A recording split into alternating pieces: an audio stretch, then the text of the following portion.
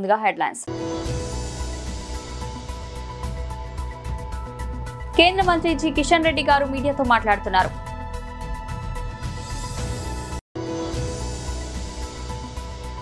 అంబటి రాంబాబు కుటుంబాన్ని గుంటూరులో వైఎస్ఆర్సీపీ కాపు నేతల పరామర్శ.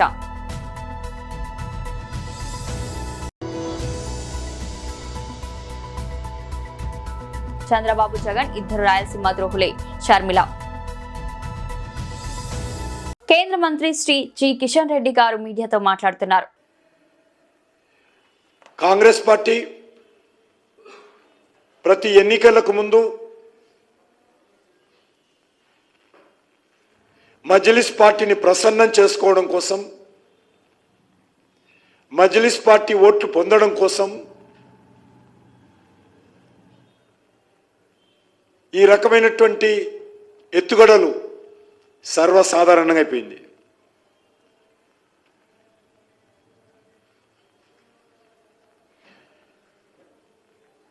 ఉమ్మడి ఆంధ్రప్రదేశ్లో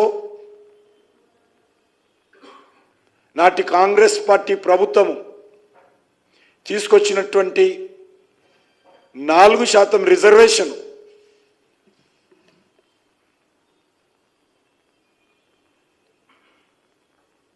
హైకోర్టు 2 సార్లు కొట్టేయడం జరిగింది. మతపరమైన రిజర్వేషన్స్ రాజ్యాంగ వ్యతిరేకమని,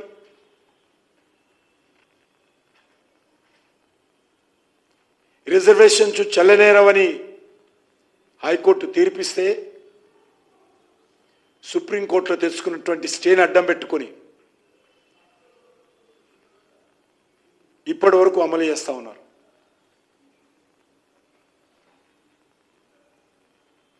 దానికి ఇంకా చట్టబద్ధత లేదు. ఈరోజు రేవంత్ రెడ్డి ఒక మతపరమైన సమావేశం నిర్వహించి మీకు శాశ్వత ప్రాతిపాదికన రిజర్వేషన్స్ ఇస్తామని చెప్పేదైతున్నదో ఇది పూర్తిగా ఓటు బ్యాంకు పాలిటిక్స్ అని సందర్భంగా మనం చేస్తూ ఉన్నాను.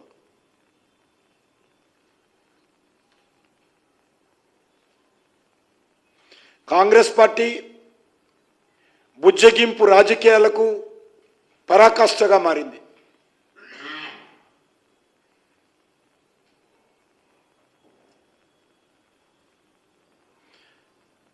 మొన్న జూబ్లీహిల్స్ ఎన్నికల్లో ముస్లింల ఓట్ల కోసం కాంగ్రెస్ పార్టీ అంటే ముస్లింలు, ముస్లింలు అంటే కాంగ్రెస్ పార్టీ, కాంగ్రెస్ పార్టీ లేకపోతే ముస్లింలే లేరు. ఒక ముఖ్యమంత్రి స్థాయిలో ఉన్నటువంటి వ్యక్తి ఇంత దిగజారి రాష్ట్ర రాజధానిలో మాట్లాడిన విషయము తెలంగాణ ప్రజలు మరొకసారి జ్ఞాపకం చేసుకోవాల్సిందిగా కోరుతా ఉన్నాను. అంబటి రాంబాబు కుటుంబాన్ని గుంటూరులో వైఎస్ఆర్సీపీ కాపు నేతలు పరామర్శ. మాజీ మంత్రివర్యులు వైఎస్ఆర్ కాంగ్రెస్ పార్టీ సీనియర్ నేత శ్రీ అంబటి రాంబాబు గారి ఇంటి మీద, పార్టీ కార్యాలయం మీద, వారి మీద, వారి కుటుంబ సభ్యుల మీద జరిగినటువంటి దాడిని ఖండిస్తూ ఈరోజు విశాఖపట్నం, ఉమ్మడి విశాఖపట్నం జిల్లా నుంచి పెద్ద ఎత్తున వైఎస్ఆర్ కాంగ్రెస్ పార్టీ నేతలు, ముఖ్యంగా కాపు సామాజిక వర్గానికి సంబంధించినటువంటి పెద్దలందరూ కూడా వారి కుటుంబానికి సంఘీభావం తెలియజేయడానికి ఈరోజు అందరం కూడా రావడం జరిగింది. మొన్న జరిగినటువంటి ఘటనలో విచిత్రం ఏంటంటే ప్రేరేపించింది వాళ్ళే, తిట్టింది వాళ్ళే, ఇంటి మీదకి వచ్చింది వాళ్ళే, ఇల్లుని తగలబెట్టాలని చెప్పి చూసింది వాళ్ళే, పార్టీ కార్యాలయాన్ని ధ్వంసం చేసింది వాళ్ళే, రాంబాబు గారిని హత్య చేయాలని చెప్పి చూసింది వాళ్ళే, తిరిగి కేసు పెట్టింది కూడా వాళ్ళే. చివరికి ఇందులో అనుభవిస్తుంది ఎవరనంటే రాంబాబు గారు జైలు జీవితాన్ని అనుభవిస్తా ఉన్నారు. దేనికనంటే ఈ ప్రభుత్వాన్ని ప్రశ్నించినందుకు. ఈ ప్రభుత్వాన్ని గడిచినటువంటి 20 మాసాలుగా ఆయన అనేక వేదికల మీద, అనేక ప్రసంగాల్లో, ఆయన అనేక పత్రికా సమావేశాల్లో ఈ ప్రభుత్వాన్ని, ప్రభుత్వం చేస్తున్నటువంటి కుట్రలను, కుతంత్రాలను ప్రజలకు చేసినటువంటి మోసాలని ప్రశ్నించినందుకు వారికి ఇచ్చినటువంటి బహుమతి ఇది. గడిచినటువంటి 20 మాసాలుగా కూటమి ప్రభుత్వం వచ్చిన తర్వాత ఇచ్చినటువంటి ఏ ఒక్క హామీని నిలబెట్టుకోక తిరిగి కొత్త ప్రచారాన్ని, తిరుమల లడ్డూకు సంబంధించినటువంటి ప్రచారాన్ని ప్రజల్లోకి తీసుకుని వచ్చి రాజకీయంగా ఒక కుట్ర చేయాలని, తద్వారా రాజకీయంగా లబ్ధి పొందాలని చేసినటువంటి ప్రయత్నంలో భాగంగా ప్రతి ఒక్కరికి కర్మ అనేటువంటిది ఉంటది. ఆ కర్మ అనేటువంటిది రుచి చూపించినప్పుడు మనం చేసినటువంటి పాపాలన్నీ కూడా బయటపడతాయి. అందులో భాగంగానే వారు చేసినటువంటి తప్పుడు ప్రచారం, ఇందులో జంతువుల కొవ్వు కలిసిందని, పంది కొవ్వు కలిసిందని, గొడ్డు కొవ్వు కలిసిందని, ఫిష్ ఆయిల్ కలిసిందని చెప్పి లేనిపోయినటువంటి తప్పుడు ప్రచారాన్ని చేసి తీరా జరిగినటువంటి ఎంక్వైరీలో ఎక్కడా కూడా అటువంటి విషయాలు లేవని చెప్పి అన్ని కమిటీలు రిపోర్ట్ ఇచ్చిన తర్వాత ఎక్కడ ప్రజల నుంచి స్పందన వస్తుంది, మన మీద తిరుగుబాటు వస్తుంది అన్నటువంటి ఉద్దేశంతో ఒక ప్రచారాన్ని తీసుకుని వచ్చారు. ముఖ్యమంత్రి చంద్రబాబు, వైసీపీ అధినేత జగన్ ఇద్దరు రాయలసీమ ద్రోహులేనని ఏపీ కాంగ్రెస్ అధ్యక్షురాలు వైఎస్ షర్మిల తీవ్రస్థాయిలో విమర్శించారు. స్వప్రయోజనాల కోసమే సీమ ప్రజల ప్రయోజనాలను తాకట్టు పెట్టి ఇద్దరు నాటకాలు ఆడారని ఆమె ఆరోపించారు. రాయలసీమ లిఫ్ట్ ఇరిగేషన్ ప్రాజెక్టు విషయంలో ఇరువురు నేతలు వైఖరి ఆమె తప్పుపట్టారు. వైసీపీ ప్రభుత్వంపై షర్మిల తీవ్రస్థాయిలో ధ్వజమెత్తారు. గత 5 ఏళ్ల పాలనలో రాయలసీమ లిఫ్ట్ ఇరిగేషన్ ప్రాజెక్టు అంశంలో నిద్రపోయిన వైసీపీ ఇప్పుడు ఓటమి తర్వాత ఉద్యమాలు చేయడం సిగ్గుచేటు అని అన్నారు.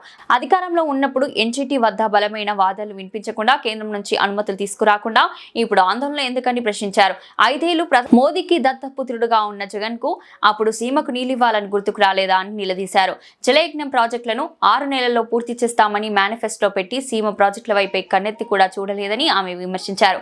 మరోవైపు ముఖ్యమంత్రి చంద్రబాబు సంగమేశ్వరం వద్ద కాకుండా ముచ్చమర్రి వద్ద ప్రాజెక్టు కడతామని చెప్పడాన్ని కూడా షర్మిల తప్పుపట్టారు. ఎవరిని మోసం చేయడానికి ఇద్దరు కలిసి ఈ నాటకాలు ఆడుతున్నారు. మోదీ దగ్గర సాగిలా పడి సీమకు అన్యాయం చేస్తారా అని ఆమె తీవ్రంగా ప్రశ్నించారు. ఇద్దరు నేతలు తమ వైఖరిని మార్చుకోవాలని, సీమ ప్రయోజనాలను కాపాడాలని ఆమె డిమాండ్ చేశారు. ఓలా, ఊబర్ ఆగడాలను అరికట్టాలని డిమాండ్ చేస్తూ క్యాబ్ డ్రైవర్లు ఖైరతాబాద్లోని రవాణా శాఖ కార్యాలయం వద్ద ఆందోళన చేపట్టారు. వివిధ యూనియన్ల పిలుపు మేరకు పెద్ద ఎత్తున క్యాబ్ డ్రైవర్లు ర్యాలీగా రవాణా శాఖ కార్యాలయానికి వచ్చారు. అనంతరం ఓలా, ఊబర్ వంటి సంస్థల వల్ల డ్రైవర్లు తీవ్రంగా నష్టపోతున్నారని ఆవేదన వ్యక్తం చేశారు. డ్రైవర్ల సంపదలో 40% యాప్లే దోచేస్తున్నాయని ఆవేదన వ్యక్తం చేశారు. ఈ సందర్భంగా యూనియన్ నాయకులు మాట్లాడుతూ క్యాబ్ డ్రైవర్లు రోజులో 15 గంటలు కష్టపడ్డా కనీసం పూట గడవడానికి పరిస్థితి నెలకొంటుందని ఆవేదన వ్యక్తం చేశారు. ప్రభుత్వానికి పలుమార్లు మొరపెట్టుకున్నా ప్రయోజనం లేకుండా పోయిందని మండిపడ్డారు. రవాణా శాఖ ధరలను ప్రకటించాలని, అగ్రిగేటర్ కంపెనీలను చట్ట ప్రజలకు తీసుకురావాలని, డ్రైవర్ల కోసం సంక్షేమ బోర్డును ఏర్పాటు చేయాలని, నగరంలో పార్కింగ్ స్థలాలను ఏర్పాటు చేయాలని డిమాండ్ చేశారు. ఓవైపు పూట గడవని పరిస్థితిలో ఉన్న క్యాబ్ డ్రైవర్లకు పోలీసులు చలాలతో వేధిస్తున్నారని అన్నారు. ఇక్కడికి వచ్చిన డ్రైవర్ సోదరులందరికీ కూడా ప్రతి ఒక్కరికి పేరు పేరున ధన్యవాదాలు తెలియజేస్తున్నాను. 2014లో తెలంగాణలో ఓలా, ఊబర్ కంపెనీలు అనధికారికంగా ప్రజా రవాణా, గూడ్స్ రవాణా చేస్తూ వాళ్ళ లాభార్జన కోసం పనిచేస్తున్నాయి. వనరులుగా క్యాబ్ డ్రైవర్లను, గూడ్స్ రవాణా రంగ డ్రైవర్లను అందరినీ వాడుకుంటున్నారు. ఇప్పటి వరకు కూడా వాటిని చట్టాల పరిధిలోకి తీసుకురావాలని, మాకు సరైన ధరలు నిర్ణయించాలని, సంక్షేమ బోర్డు ఏర్పాటు చేయాలని, ప్రజలకు కానీ ఇటు డ్రైవర్లకు కానీ రక్షత లేదు, కంపెనీలను చట్టాల పరిధిలో తీసుకురావాలని ఎన్నోసార్లు కూడా తెలంగాణ రాష్ట్ర రవాణా శాఖ కమిషనర్ గారికి, అధికారులకు, మంత్రి గారులకు అందరికీ రిప్రజెంటేషన్ ఇవ్వడం జరిగింది. అయినా ఇప్పటి వరకు కూడా మా కష్టాల గురించి పట్టించుకునే నాదులు లేడు. మాకు దిక్కు వీళ్ళే. రవాణా రంగం మీద ఆధారపడుతున్న డ్రైవర్లకు దిక్కెవరు? రవాణా శాఖనే కదా. మరి మా కష్టాలను ఎందుకు పట్టించుకోలేదు అడగడానికి మేము ఈరోజు ఇక్కడ ధర్నాన్ని ఇస్తాం. అదే సమయంలో మరి ఇన్ని రోజులు దేశవ్యాప్తంగా జరుగుతున్న ఈ పోరాటంలో అగ్రిగేటర్ గైడ్ లైన్స్ అని 2025 అని చెప్పేసి అని అమిత్ షా గారు పార్లమెంట్ సమక్షంలో తీసుకొస్తే ఇంప్లిమెంటేషన్ చేయడానికి కూడా మన రవాణా శాఖ అధికారులకు చేతులు రావట్లేదు. కారణం అర్థం అవ్వట్లేదు. కానీ ఈరోజు పోటీ వ్యాపారం పేరుతోటి ఓలా, ఊబర్, ర్యాపిడో ఇంకా అనదర్ కంపెనీలు కూడా ధరలు తగ్గించి ఇస్తుంటే 10 లక్షలు 15 లక్షలు బండి పెట్టి రోజు 16-18 గంటలు పనిచేస్తే కుటుంబానికి దూరం ఉండి ఈఎంఐ కట్టుకోలేక, కుటుంబాన్ని పోషించుకోలేక జీవితాలు కష్టాలు పాలవుతున్నారు. మరి మాకెవరికి దిక్కు? మేము ఇక్కడ కాకపోతే ఎన్నిసార్లు చెప్పుకోవాలి? ఇప్పటికైనా మేము కోరుకుంటుంది ఒక్కటే, ఈ తెలంగాణ ప్రభుత్వాన్ని, రవాణా శాఖ అధికారులను. ఇంకో విషయం ఏంటంటే గత ప్రభుత్వం ఉన్నప్పుడు మాకు 5 లక్షల ప్రమాద బీమా జర్నలిస్టులకు, హోంగార్డులకు, తర్వాత డ్రైవర్లకు ఉండేది. ఇప్పుడు వచ్చిన తర్వాత తుమ్ముతే ముక్కు కూడిపోయింది అన్నట్టుగా ఉన్న 5 లక్షల ప్రమాద బీమా కూడా లేదు. అసలు ఏదీ లేదు. ఇక మేము రోడ్ల మీద చచ్చిల్లా పీడ్చుకపోయి చెత్త కుప్పలో మున్సిపాలిటీ తీసుకుపోయే పరిస్థితి ఉన్నది. ఇవాళ బతుకుతారు, కష్టంగా ఉన్నది. ధరలు నిర్ణయించమని మేము డిమాండ్ చేస్తున్నాం. ప్రధానమైన డిమాండ్లు ఇవాళ 60-70 వేల వెహికల్స్ సిటీలో నడుస్తున్నాయి. మరి 60,000-70,000 వెహికల్స్ రోడ్లు పట్టుకొని తిరగాలన్న, డీజిల్ పోసుకొని పార్కింగ్ స్థలాలు కల్పించాలని చెప్పేసి అధికారులకు లేదా, మున్సిపాలిటీలకు లేదా? ఓటు బ్యాంకింగ్ కోసం మాకు వచ్చిందనంటే, ఎలక్షన్లు వచ్చినాయంటే డ్రైవర్లకు మేము అది కల్పిస్తాం, డ్రైవర్లకు మేము ఇది కల్పిస్తామని ఇచ్చే పిలుపులు తప్ప, సమావేశాలు తప్ప మాకు ఇప్పటి వరకు న్యాయం జరగలేదు. గత కొన్నేళ్లుగా all India trade unions, local trade unions, ప్రతి సంఘం కూడా డ్రైవర్లు చచ్చిపోతే కుటుంబాలు రోడ్ల మీద పడుతున్నాయి, అంగవైకల్యం పోతుంది. మేము చేతిలో చేదోడు వాదోడుగా 10 రూపాయలు 20 రూపాయలు వేసుకోవాల్సిన పరిస్థితి వస్తుంది. మాకు ఒక సంక్షేమ బోర్డు ఏర్పాటు చేయండి అని చెప్పేసి అంటే అది పక్కన పెట్టేసి ఉన్న 5 లక్షల ప్రమాద బీమా అయింది. ధరలు తీసుకురమ్మంటే ధరలు తీసుకురారు, పార్కింగ్ స్థలాలు కల్పించామంటే పార్కింగ్ స్థలాలు కల్పించారు. ఇక మా అధికారులు మాత్రం కస్టమర్ను తీస్తే వెనకాల ఫోటో, ఎక్కించుకుంటే ఫోటో, ఉచ్చబోయడానికి సులాప కాంప్లెక్స్ కాడ కూడా ఆపుకుంటే కూడా ఫోటో. ఇక బతకాలనా సావల్లా? మా వల్ల మీకేం లేదు. ఒక్కొక్క క్యాబ్ డ్రైవర్ ఒక సంవత్సరానికి 1,20,000 రూపాయలు పన్నుల రూపంలో ప్రభుత్వానికి చెల్లిస్తున్నాం. మాకు పన్నులు కడుతున్నాం కదా, మాకేం చేసిందంటే జీరో. మేము కోరుకుంటుంది ఒక్కటే, మాకు తెలంగాణ ప్రభుత్వాన్ని, అధికారులను నిందించడానికి కాదు, మా న్యాయమైన హక్కులను మాకు కల్పించాలి. Connected cabs driver welfare association ప్రెసిడెంట్ని, అలాగే Telangana gig and platform workers union taxi sector నేను అధ్యక్షులుగా నేను కొనసాగుతున్నాను. వచ్చిన నా డ్రైవర్ కుటుంబీకులందరికీ కూడా ప్రత్యేకమైన ధన్యవాదాలు. రాలేని వాళ్ళు కూడా ఎక్కడికక్కడ మా డ్రైవర్లు అక్కడ కట్టడి చేస్తున్నారు, వాహనాలు ఆపడం కానీ చేస్తున్నారు. అందరికీ కూడా ప్రత్యేక ధన్యవాదాలు. ఇక్కడికి వాస్తవానికి వచ్చిన ప్రధానమైన డిమాండ్ ఏంటంటే, మా క్యాబ్ రేట్లు గత 10 ఏళ్ల నుంచి మాకు రేట్లు పెరగలేదు. ఇప్పుడు నిత్యావసరాల ప్రకారము కనీస గిట్టుబాటు ధర కిలోమీటర్కి చిన్న బండికి 25 రూపాయలు తగ్గకుండా మాకు రేట్ కార్డు ఇంప్లిమెంటేషన్ చేయాలి. మళ్ళీ ఇంకోటి, మాకు ట్యాక్సీ సెక్టార్కి ప్రత్యేకమైన సంక్షేమ బోర్డు ఏర్పాటు చేయాలి. అంతేకాకుండా ఎప్పటికప్పుడు ప్రతి నెల వాహనాలు కొత్త రిజిస్ట్రేషన్లు అవుతున్నాయి. పార్కింగ్ స్థలాలు కేటాయించకుండా మాకు ఇష్టానుసారంగా ఫోటో చలన రూపంగా వస్తున్నాయి. ఇతర రాష్ట్రాల వాహనాలని తీసుకొచ్చి ఇక్కడ అటాచ్ చేస్తూ ఢిల్లీ, కలకత్తా, గోవా ఎక్కడి నుంచో వెహికల్స్ వచ్చి ఇక్కడ అటాచ్ చేస్తున్నాయి. మరి మేము ఇక్కడ ఉన్న వాళ్ళు వెళ్ళిపోవాలి. ఇట్లాంటి పరిస్థితి ఆడుకునే వాళ్ళు లేరు. ఇంకో విషయం ఏంటంటే, Rapido AC, non AC, cab అని ఏసీ, మా ఏసీ నాన్ ఏసీ అని చెప్పేసి అంటున్నారు. తెలంగాణ రాష్ట్ర వ్యక్తంగా డ్రైవర్లు అందరూ స్వచ్ఛందంగా ర్యాపిడో యాప్లు వదులుకోవడానికి ఇక్కడ వచ్చినాం. ర్యాపిడో యాప్లు కూడా వదులుకుంటున్నాం. అంతేకాకుండా ఇక్కడ మేము గత ప్రభుత్వం, కాంగ్రెస్ ప్రభుత్వం ఏదైతే ఉన్నదో, గత ప్రభుత్వంలో మేనిఫెస్టోలో పెట్టినట్టుగా తెలంగాణ రాష్ట్రంలో యాప్ తీసుకొస్తామని చెప్పారు. యాప్ తీసుకురాలేదు. మహాలక్ష్మి పథకం తీసుకొచ్చి మా నటి విడిచారు, పట్టించుకోవట్లేదు. అంతేకాకుండా ఈరోజు మొన్నటి జూబ్లీ ఎలక్షన్లో ఒక పెద్ద హైడ్రామా ఏంది, మీకు గిగ్ వర్కర్లకు బోర్డు తీసుకొస్తున్నాం, మమ్మల్ని గెలిపించండి, మీకు మార్పు వస్తుందని చెప్పారు. గెలిపించడం అనుకున్నట్టు ప్రకారమే షేక్పేట షేక్ చేసినాం, బోరబండ పొందబెట్టినాం. ఎక్కడికక్కడ మొత్తం బీఆర్ఎస్ పార్టీని, బీజేపీ పార్టీని పొందబెట్టి కాంగ్రెస్ పార్టీ అత్యంత అఖండ మెజార్టీలో గెలిపించడం. కానీ మమ్మల్ని ఎప్పటిలాగానే మమ్మల్ని బలహీనులుగా చేసి మీ రాజకీయ బ్యాంకు ఎట్లయితే నడవాలో అట్లా చేసారు. ఈసారి మున్సిపల్ ఎలక్షన్స్లో ఇమ్మీడియట్లీ రేవంత్ రెడ్డి గారు కావచ్చు, పొన్నం ప్రభాకర్ గారు కావచ్చు, లేదా కనుక మరి జూబ్లీ ఎలక్షన్స్ వచ్చినటువంటి మరి కార్మిక శాఖ మంత్రివర్యులు కావచ్చు, ఇక్కడికి వచ్చి మమ్మల్ని అయితే మోసం చేశారో ఈ మున్సిపల్ ఎలక్షన్లో తగ్గట్టుగా బరాబర్ బుద్ధి చెప్తాం. ఇక్కడైనా మా సమస్యలు, మా గోడు వినిపించుకొని మాకు మా సమస్యలు వినాలని చెప్పేసి మేము ప్రభుత్వ అధికారం కోరుకుంటున్నాం. First KCR T20 cricket tournament కార్యక్రమం ఈ రోజు అంబర్పేట MCH ప్లే గ్రౌండ్ లో ప్రారంభించారు. ఈ కార్యక్రమానికి మాజీ మంత్రి తలసాని శ్రీనివాస్ యాదవ్, స్థానిక MLA Kaleru Venkatesh, Bagh Amberpet division corporator Padma Venkatareddy, Amberpet corporator Vijay Kumar Goud పాల్గొన్నారు. ఈ సందర్భంగా ఆయన మాట్లాడుతూ, ఈ టోర్నమెంట్ కేసీఆర్ గారి పుట్టినరోజు వరకు జరుగుతాయని, ఈ టోర్నమెంట్ లో అనేకమైన టీంలు నగరం నుంచి పాల్గొనాయని వారు తెలిపారు.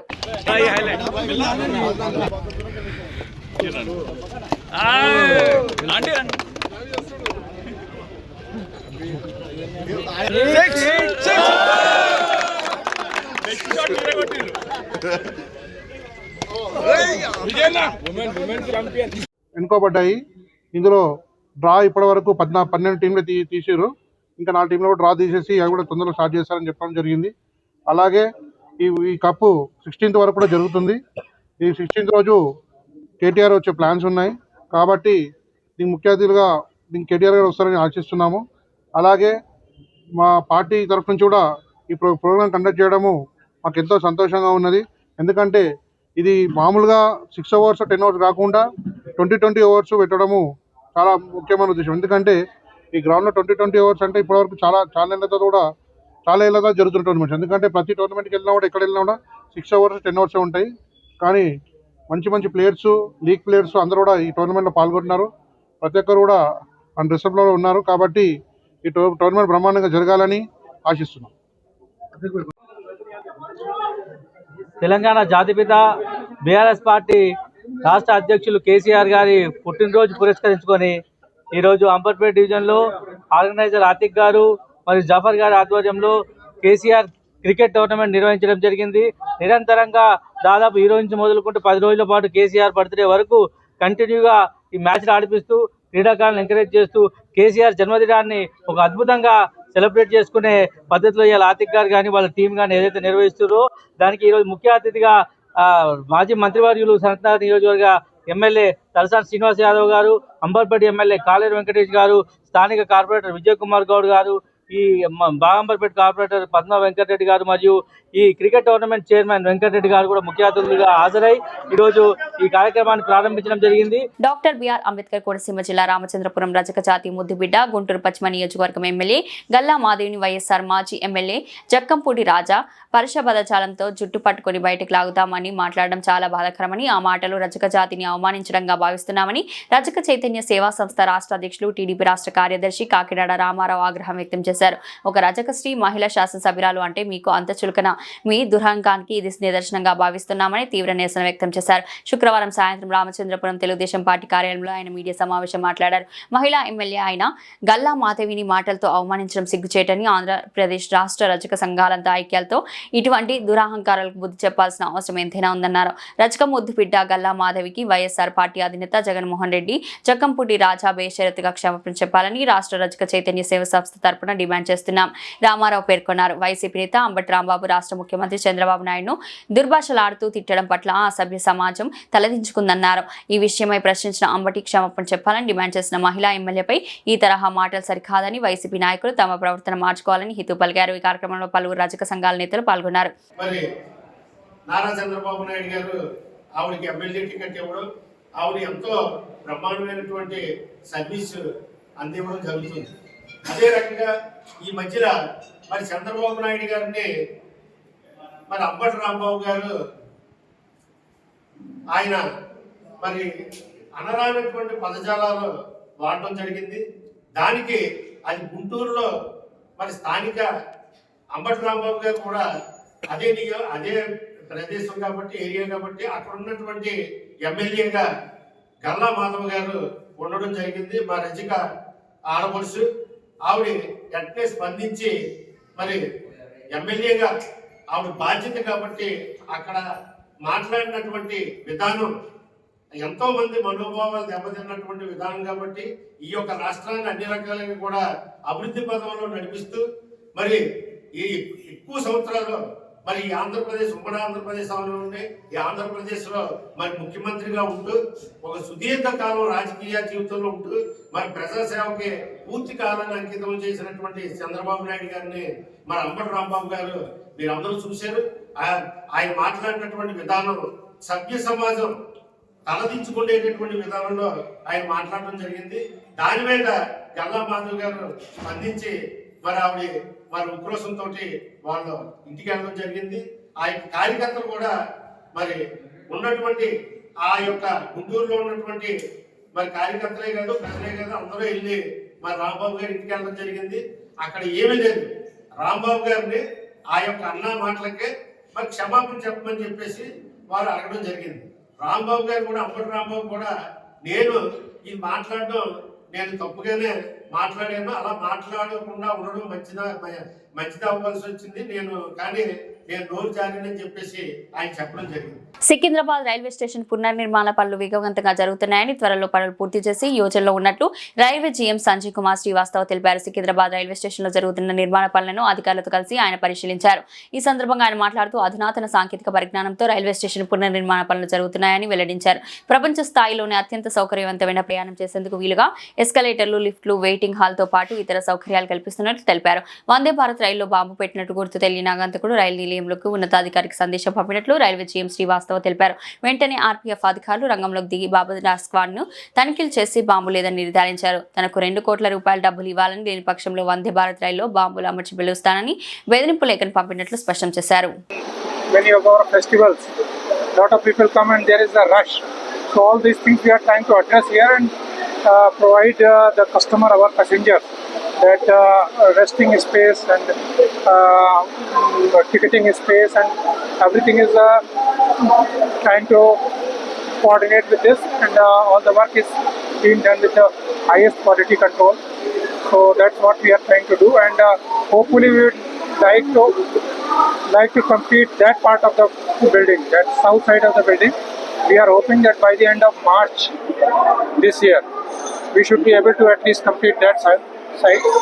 And on the north side we are actually in touch with the GHMC, and because there is some issues regarding shifting of bus stand, so that part also we are targeting, but this is we are targeting in this financial year. Completing the entire Sikandrabad station completed next year. How many escalators are waiting on? On every platform you see there are I think 2 lifts and 2 escalators are there on every platform, and then the entire area is connected with a skywalk. So from any platform people can come to any platform. Total how many entries? Total at the, if you see the departure lounge, when people coming, there are huge entries. Right now we have provided two entries we have provided, and one more entry will be provided, but that will be kept closed. Bulletin ముగించే ముందు headlines మరోసారి. కేంద్ర మంత్రి G Kishan Reddy గారు మీడియాతో మాట్లాడుతున్నారు.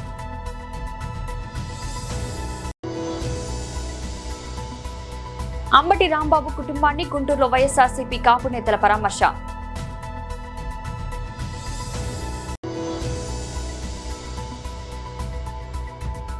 చంద్రబాబు జగన్ ఇద్దరు రాయలసీమ ద్రోహులే, షర్మిల. ఇది ఈ రోజు బులెటిన్. మరో బులెటిన్ మళ్ళీ కలుద్దాం. అంతవరకు సెలవు.